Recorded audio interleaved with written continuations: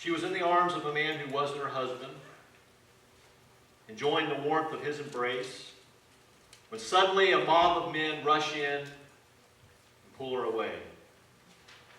She doesn't know where they are taking her, but she's pretty sure why they are taking her away. She'd been living the life of an adulterer, and her sin had been uncovered. What was going to happen next? In a few moments, we're going to discover what happened next to this woman. But first, let me ask you, has there ever been a time in your life when you were enjoying the warm embrace of a sinful life and got discovered? What happened next? Now let me ask it this way. Has there ever been a time when you discovered someone enjoying the warm embrace of a sinful life? What happened next? Today, as we look together at what happened to this woman whose sinful life was uncovered, I want you to think about what happened when your sinful life was discovered. Or what happened when you discovered someone's sinful life. Look with me at John chapter 8, beginning in verse 1. But Jesus went to the Mount of Olives. At dawn he appeared again in the temple courts where all the people gathered around him. And he sat down to teach them. The teachers of the law and the Pharisees brought in a woman caught in adultery. They made her stand before the group and said to Jesus, "Teacher, this woman was caught in the act of adultery. In the law, Moses commanded us to stone such women. Now what do you say?" They were using this question as a trap in order to have a basis for accusing him. But Jesus bent down and started to write on the ground with his finger. When they kept on questioning him, he straightened up and said to them, "If any of you is without sin, let him be the first to throw a stone at her." Again he stooped down and wrote on the ground. At this, those who heard began to go away one at a time, the older ones first, until only Jesus was left with the woman still standing there. Jesus straightened up and asked her, "Woman, where are they? Has no one condemned you?" "No one, sir," she said. "Then neither do I condemn you," Jesus declared. "Go now and leave your life of sin." Father, bless the preaching of your word today. In Jesus' name, amen. The first thing I want us to take note of from these verses today is a woman caught. The Feast of Tabernacles had just ended, and so there were a lot of people still in Jerusalem who had traveled there to participate in the feast. We know from Luke chapter 21, verse 37, that while the feast was going on, Jesus took advantage of the opportunity and he taught in the temple courts every single morning. Luke says that all the people came early in the morning to hear Jesus.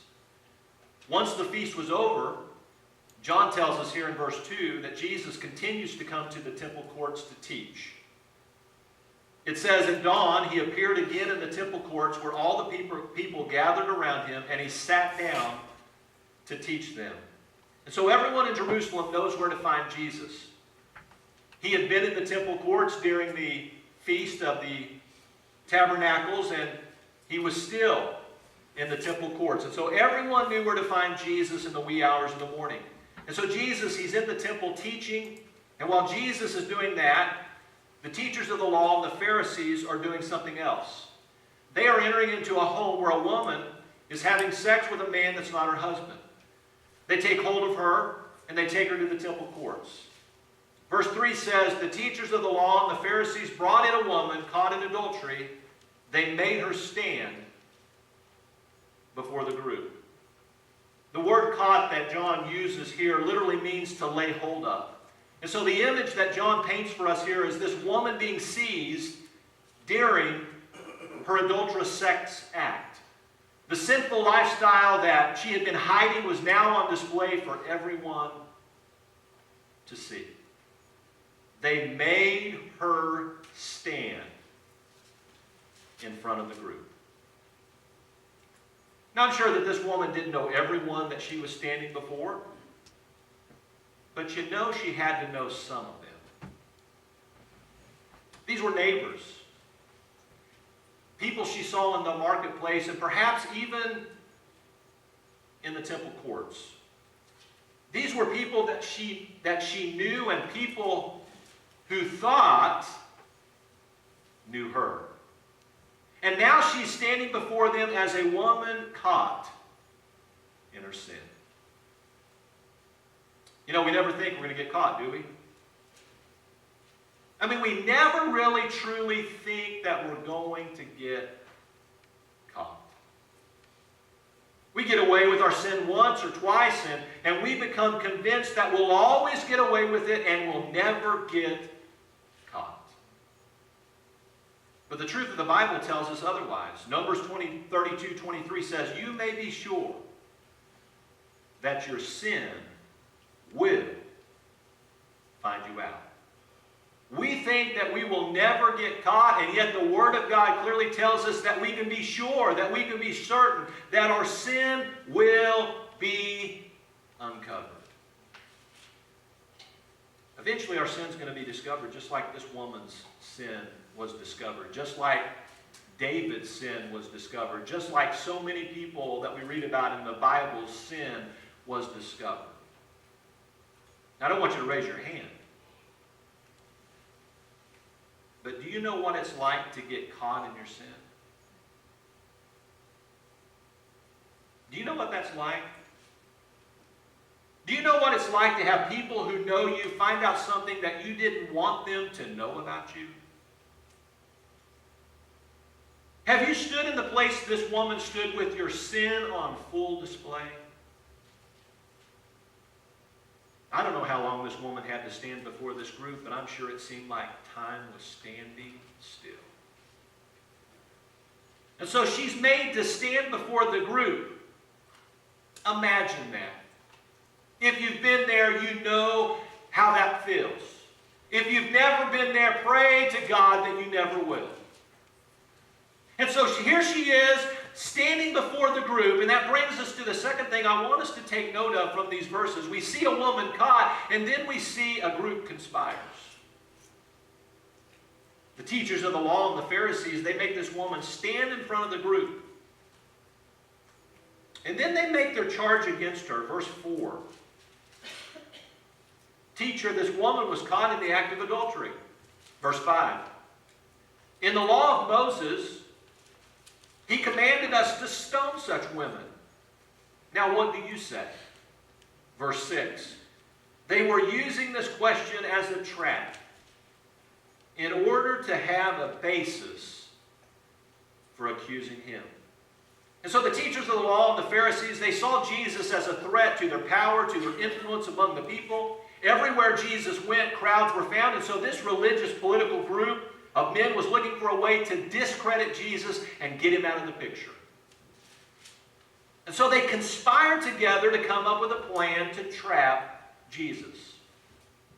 The plan was to bring this woman in front of this crowd of Jesus' admirers and ask what he thought should be done to this woman caught in adultery. The law of Moses says the woman should be stoned to death. They failed to mention that the law of Moses also says the man with whom she committed adultery should also be stoned to death. Leviticus 20 verse 10 says, if a man commits adultery with another man's wife, with the wife of his neighbor, both the adulterer and the adulteress must be put to death. Deuteronomy 22:22 says, if a man is found sleeping with another man's wife, both the man who slept with her and the woman must die. Interestingly, the man is not brought before Jesus and charged, which has led some to speculate that the man was in on the conspiracy to bring Jesus down. The fact that these men only brought the woman before Jesus reveals the lack of integrity on their part to uphold the law. Because if they were truly interested in upholding the law as they said they were, they would have also brought the man. And so the fact that they didn't bring the man shows a lack of integrity on their part to uphold the law and their desire to merely use the law for their own personal gain to trap Jesus. And here was the trap that they were trying to set for Jesus. If Jesus said the woman should be stoned to death, in accordance with the law of Moses, two things were going to result. First, Jesus would lose his reputation of love and mercy, and never again would he be called a friend of sinners. Second, Jesus would be positioning himself above Roman rule and law. A Jew had absolutely no authority to pass or carry out the death penalty. And so if Jesus said, yes, we need to stone this woman, then those two things would result. On the other hand, if Jesus said that the woman should not be stoned, it could be said that he was teaching people to break the law of Moses and encouraging people to commit adultery. And again, these men weren't really concerned about this woman's sin. They weren't really concerned about upholding the law. They were only concerned about themselves. This woman and the law were merely a means to an end. You know, there are people like that today. There are people who will point out the sin of someone else, not because they're concerned about righteous living, but rather about their own personal gain. It is a means to an end. And so let me just stop and ask, are you part of such a group? Are you part of such a group that will point out the sin of someone else, not because you're interested in upholding righteous living, but merely because of your own personal gain? Are you part of such a group? Do you conspire with others to uncover the sin of others merely for your own personal gain? And so they set this trap thinking that there was no way that Jesus would get out of it without hurting himself. Apparently they hadn't been paying much attention. You can't trap the Son of God. He sees the trap before the trap's set.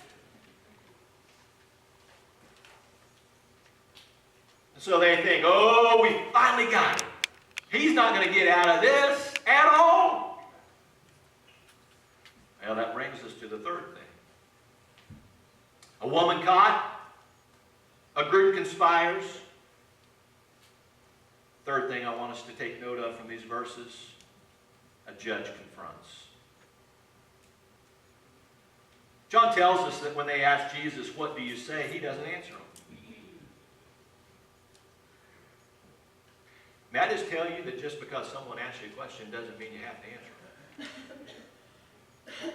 In fact, I would say sometimes it's better not to answer them. If we always had to answer somebody when they ask us a question, then Jesus is in the wrong and Jesus never did anything wrong. Sometimes people just need not answer questions that are asked of them.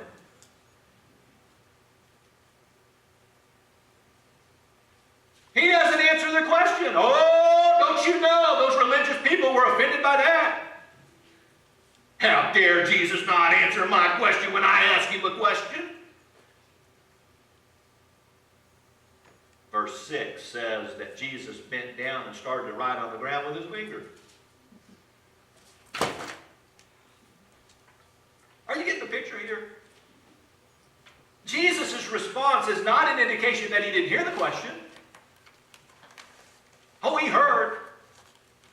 He heard the question before it was ever spoken out of their mouth because he heard the question when it was in their heart.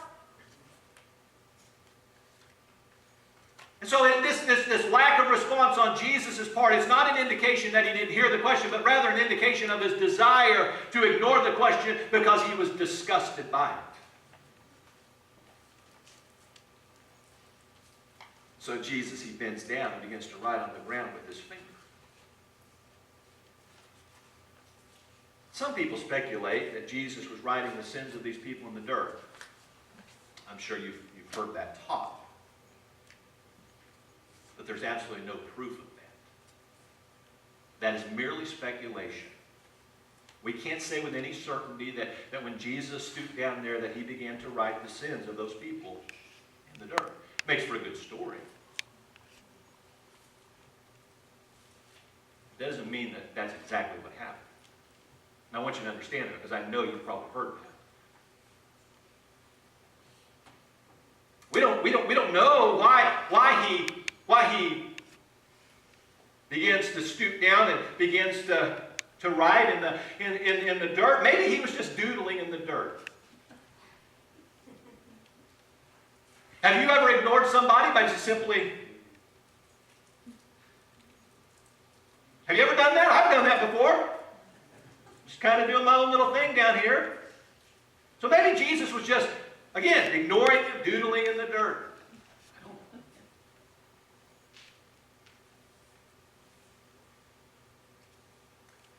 Let me just say this. If Jesus was writing their sins in the dirt, it seems odd that they would press Jesus for an answer. I mean, if Jesus began to write your sins in the dirt on full display, would you keep pressing him for an answer? Seems kind of odd. If that's what Jesus was doing, it seems odd that they would continue to press Jesus for an answer, and that's what they did. Verse 7. When they kept on questioning him, he straightened up and he said, if any of you is without sin, let him be the first to throw a stone at her.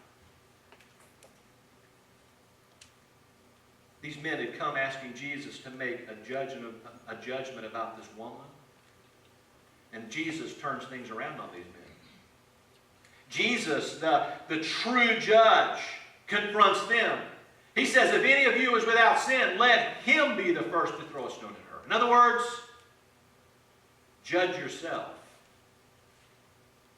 before you judge this woman. Judge yourself before you judge this woman. Without sin here does not mean sinless.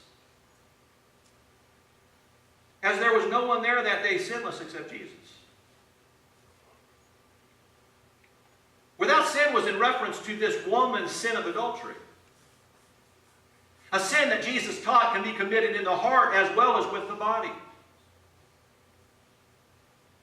And Jesus says to these men, if any of you have never been guilty of doing or wanting to do what this woman has done, you be the first to throw a stone. Deuteronomy 17, verses 6 and 7 tells us the law of Moses required the accuser cast the first stone. I mean, if you were going to be the one bringing an accusation to somebody, you better have your stone ready because you're going to be the first one to throw the stone. It says, on the testimony of 2 or 3 witnesses, a man shall be put to death, but no one shall be put to death on the testimony of only one witness. Oh, how we put people to death on the testimony of only one witness, though. We do that a lot in the church, don't we? One witness, and we'll put somebody's reputation to death. On the testimony of 2 or 3 witnesses, not one, a man shall be put to death, but no one shall be put to death on the testimony of only one witness. The hands of the witnesses must be the first in putting him to death, and then the hands of all the people.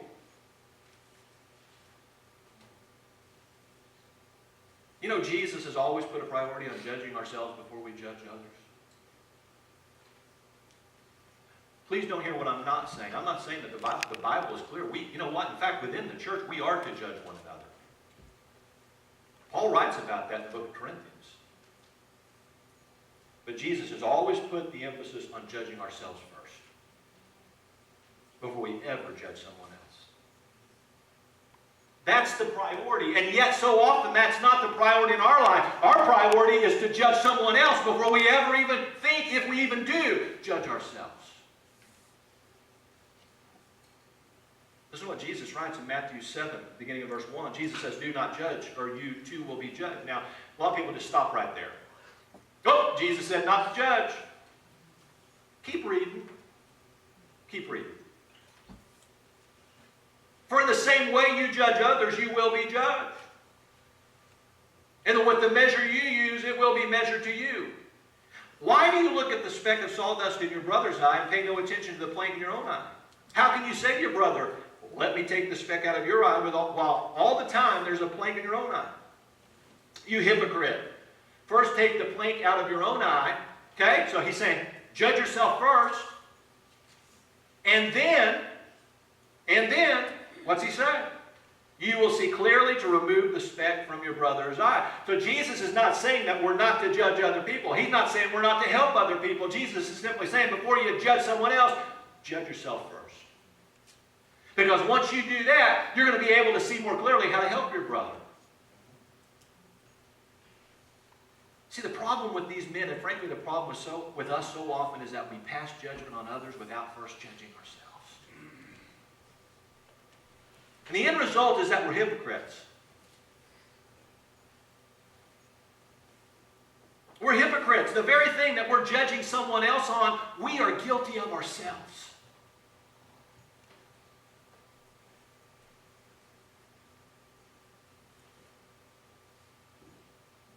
You know, the truth is, if we would judge ourselves first, we would come to the same conclusion as these men. If we would just stop and judge ourselves before we ever judged anyone else, we would come to the same conclusion as these men. See, the end result of these men judging themselves, we find in verse 8. John says that after Jesus says this to them, he once again stoops down and writes on the ground. I love that. Now, maybe this is Jesus' way of giving these men some time to judge themselves. I'll just wait. You take some time and you just judge yourselves for a moment. I don't know. But he stoops down and he begins to write in the dirt once again. What I do know is that once these men had judged themselves, they concluded they were in no place to cast a stone. No place at all. Verse 9 says, at this, those who heard began to go away one at a time, the older ones first. See, the younger ones took their cue from their elders. They picked up their stone in judgment because they were watching their elders. They were watching their older ones. And as soon as they saw, whoa, they're leaving. They're not throwing a stone. Guess what the younger ones did? They left too.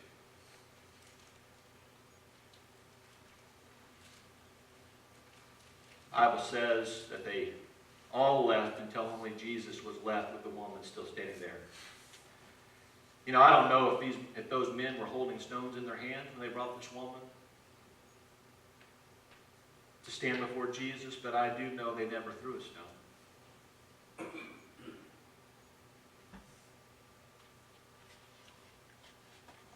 If they had a stone, they dropped the stone. And they dropped the judgment of this woman. The sound of grace. That brings us to the final thing I want us to take note of from these verses. And that is the Savior's conversation. After all the men had left, John tells us in verse 10 that Jesus, he stands up. He says, woman, where are they? Has no one condemned you? Literally, has no one judged you worthy of punishment? No one, sir, she said. Then neither do I condemn you. Go lead your life of sin.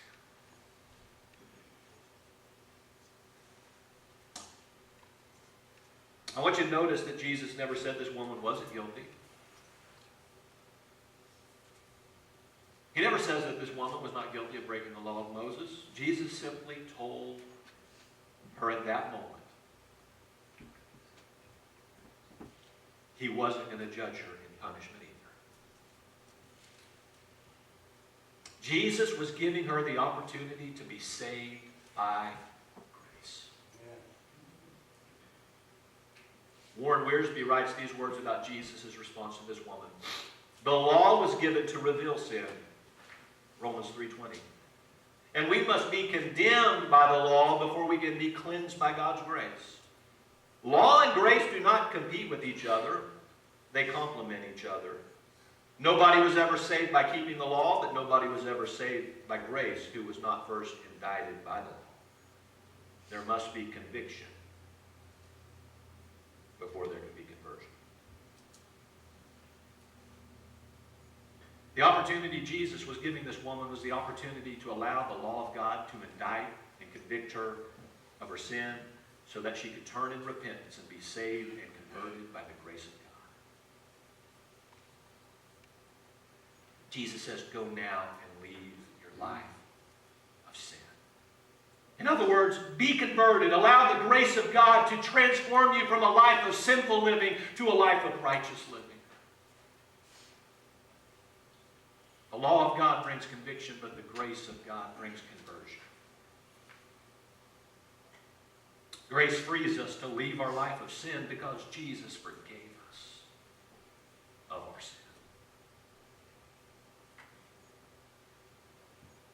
Jesus was giving this woman the opportunity that he has given all of us.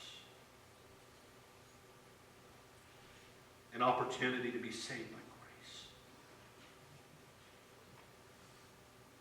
But here's the deal.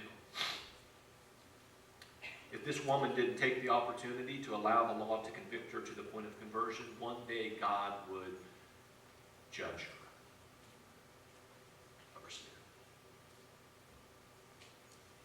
You see, God is just, and lawbreakers have to be punished.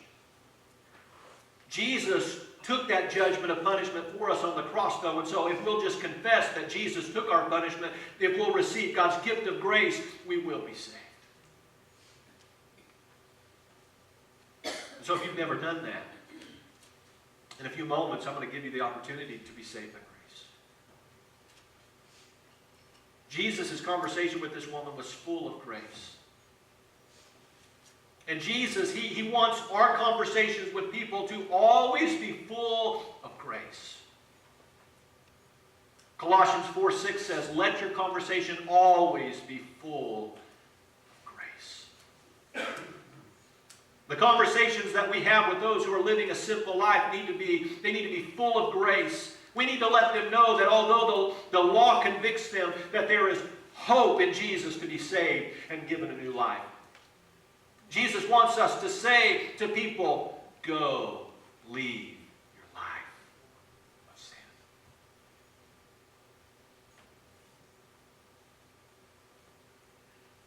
For those of you who have never confessed that Jesus took your punishment on the cross, for those of you who have never received God's gift of grace, but you want to, you're sitting here today and you know, because as you have read the Word of God, as you've heard the Word of God, as you've become aware of the law of God, you know you're a lawbreaker. The law of God convicts you. You're guilty. If that's you today, and you're saying, I'm guilty. I've been convicted by the law of God. The law of God says I've sinned. I've broken the law of God. Yes, that's me, Pastor. That's me. If you're sitting here today and you're saying, yeah, I'm guilty, would you allow that conviction by the grace of God to be turned into conversion? Today, right where you're at, right where you're at, would you just, in just a few moments, would you just say a prayer? I want to ask everybody just right now, bow your heads, close your eyes. I want to ask nobody to look around. If you're here and you're under conviction and you know that you need to be saved, Jesus took the punishment you deserved. Would you just say this prayer right where you're at? Jesus, I confess today that I'm a lawbreaker who deserves to be punished. However, I believe that you took my punishment for me when you died on the cross for my sin. Today, by grace, through faith, I confess you as my Savior. and receive the gift of salvation, the forgiveness of my sins. Today I thank you that I can leave my life of sin and receive the life of my Savior because of grace. Every head bowed, every eye closed, nobody looking around. If you're here today and you prayed that prayer,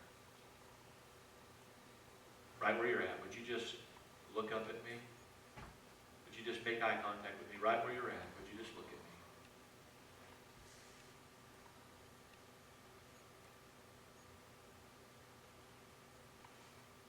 I'm going to ask everybody else to look this way. Today I ask you to bring a rock with you to church.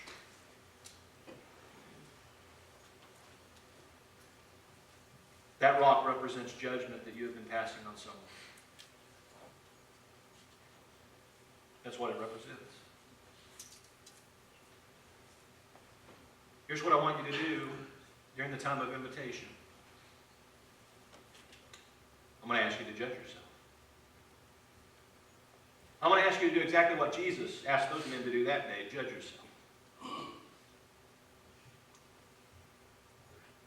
And if you've never been guilty of doing or wanting to do what you're judging someone else of, then hold on to your rock.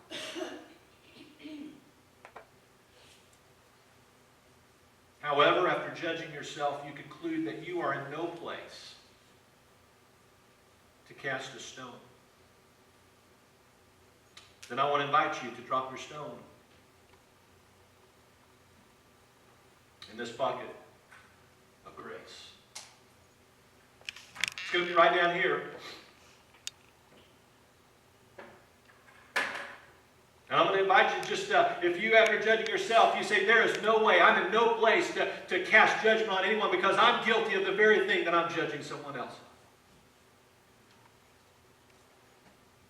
Then I want to ask you, during the time of invitation, just to come and drop your stone in the bucket, drop the judgment. Let the sound of grace ring loud and clear today for your life in this place.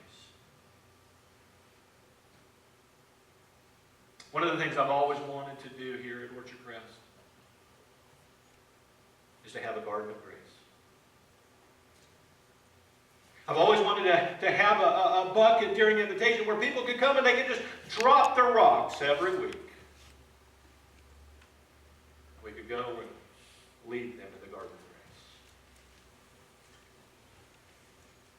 So this bucket's going to be around for a while. Because the temptation is always to pass judgment on someone, to always want to pick up the stone and throw it at someone. But I would just ask from now on, before you come to church, judge yourself.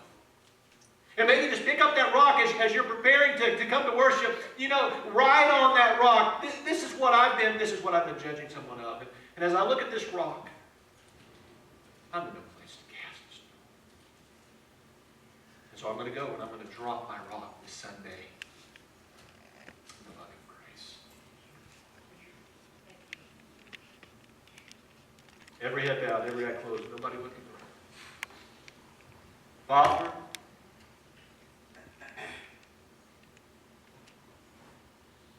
if it wasn't for your grace,